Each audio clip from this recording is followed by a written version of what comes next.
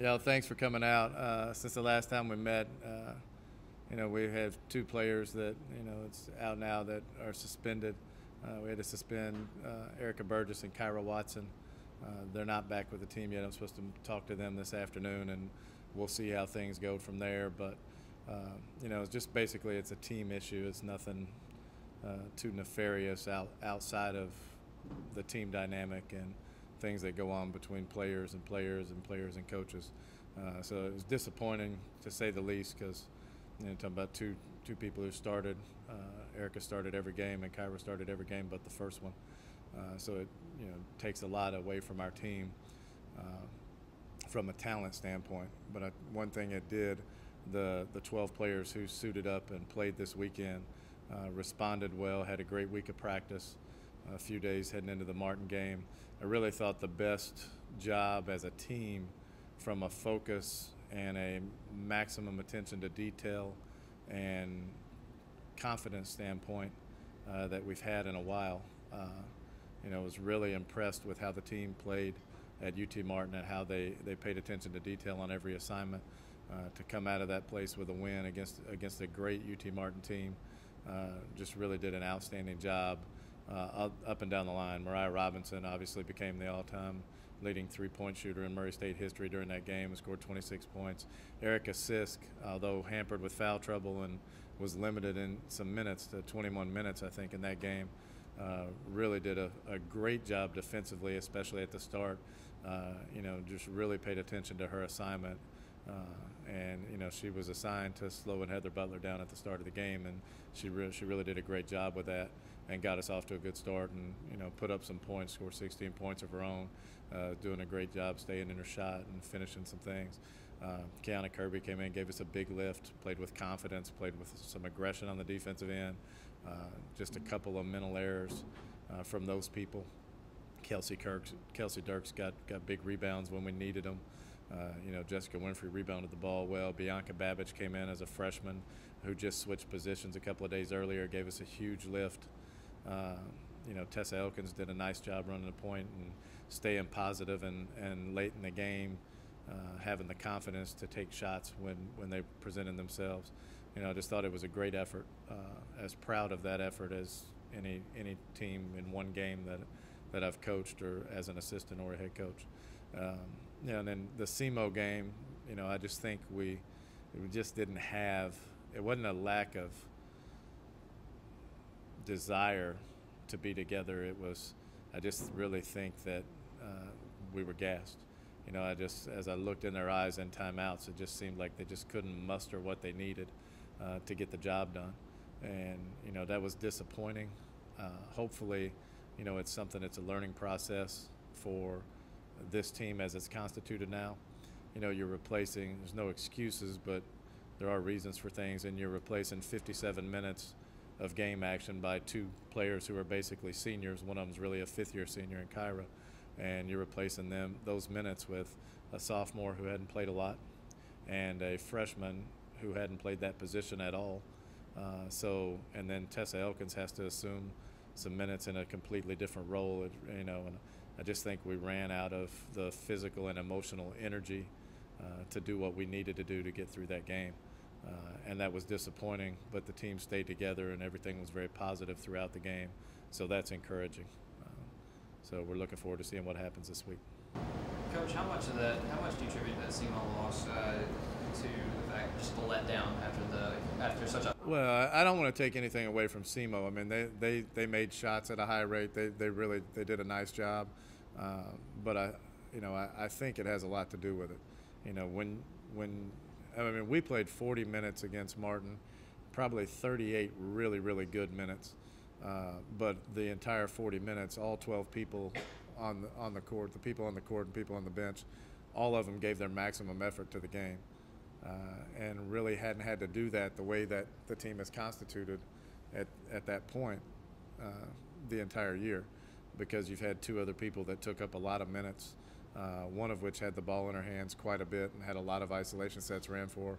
So, it is difficult to bounce back. Normally that's something you would learn as a team to get through early in the year And this year, you know, this particular group of people hasn't had the opportunity. So hopefully, you know, we learn from it and grow. I think it took a lot out of us. You just got to make sure it doesn't happen this coming Monday. We've got to go to Austin Peay and play with that same maximum effort to have a chance to win. And then, you know, you have a Belmont team that's playing well coming in here on Monday. So, you know, it's going to be a long conference season if you go play great one game and you're able to muster the energy to be successful. But then the next game you just say, well, we just don't have it tonight because we played hard the other day. The other team plays a game too. So, you know, hopefully we grow from that and learn. No, depth also on the 2 games in 3 days, then that you play in the OVC. I mean, that's tough enough when you have a full, healthy roster. To have a limited roster makes it a little bit more difficult. Yeah, and that's the situation we're in, and you know, we very well may be in that situation going forward. You know, that hasn't been answered yet. So, you know, it is what it is, and at some point, the players just have to step up and accept the responsibility. You know, the one thing I know every player wants is to be on the court and play. It doesn't matter who it is. You know, I mean, Jordan Burge wants to play. You know, and once you get that chance to step into that role and be on the court, now you have a responsibility to produce and be productive on the court, not just be out there. You know, and we did a great job at Saturday of accepting that responsibility and going out and doing it. You know, the second game is much more difficult because now all of a sudden, well, you know what? It's not easy to play 25, 30 minutes a game. I always thought it was easy. I'm sitting on the bench. It looked real easy from where I was sitting. Well, it's not, and it's not easy to have that burden of responsibility. But you know, you've got to perform as a player the way you envision yourself as a player. You know, and everybody likes to see themselves as this productive player. Then you have to go out and perform like it. So, you know, hopefully we get a little tougher and we grow from that. Has this been one of the wildest weeks that you've had as a head coach in terms of, you know, the high at Martin and losing at Cape and having to suspend a couple of players? Well, you know, the suspension thing really, you know, it wasn't that difficult. It was something that had to be done. There's no question. You know, so that really wasn't a difficult decision to come to. It's not easy to have to do that. You never want to be in that situation to have to do that. But it had to be done, you know, and all the players bought into that and understood, you know, and that's why they responded the way they did. We had a very good week of practice.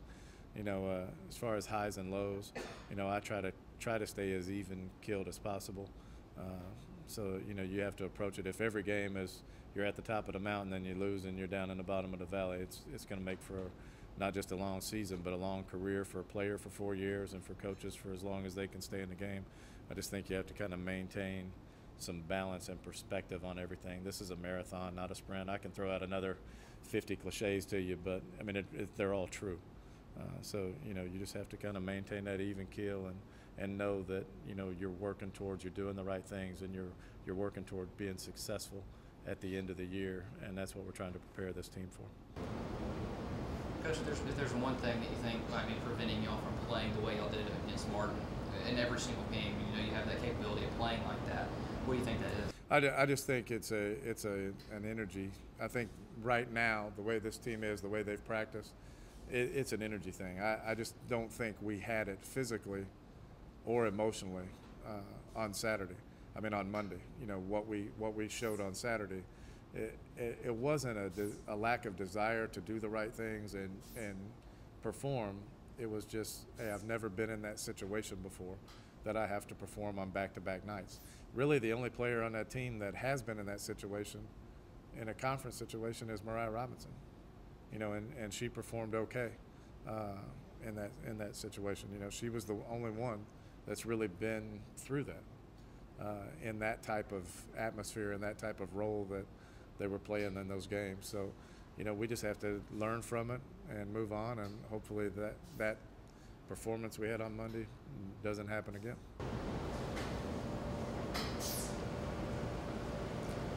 Anything else? You talking about Austin Peay?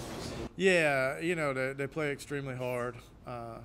You got Busselberger and Martinez, two 4-5 players that can step out and really shoot it on the perimeter. Martinez, they both played well against us in the past. You know, they can shoot the ball on the perimeter and put it on the floor, and that presents a problem for us at times. Caitlin Hill coming in off the bench, big body post player that can score. They have good guard play. Olaszewski is shooting the lights out right now. You know, it's going to be a tall task. It's not an easy place to play. Certainly, we go down there with good focus and we perform well. We have a chance to win, but it's going to take that same kind of focus and intensity to come out with a W.